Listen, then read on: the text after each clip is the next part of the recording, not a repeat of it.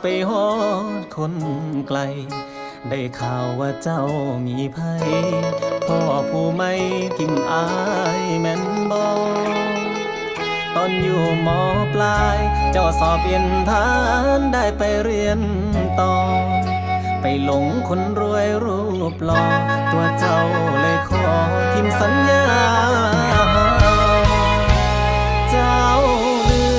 มสัญญาที่เคยเว้ากันเกี่ยวเข้านำกันวันนั้น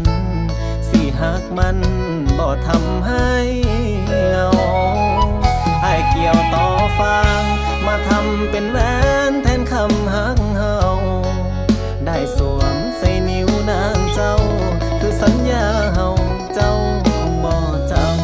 ำเลื่อมนมชาวนาการศึกษาที่บ่สูงโกเจ้าไปคบหนุ่มไฮโซอ้ายมันคนโลต้องเป็นคนช้ำคือเจ็บแท้น้อคือปวดแท้น้อน้องลาก่อนคำบอกคิดว่าสิใจดำอ้ายคนต่อยต่ำบ่สมแม่นบ่ปวดใจหมดความหมายเมื่อเจ้ามีใหม่จากวันนี้เป็นต้นไปอ้ายสิทำใจสู้ไปบ่ท้อหักกันซะเด้อสมหวังซะเด้อให้เขาสานต่อสุดท้ายแค่น้ำตาคลอคนจนมอสอบ่สมกับนาง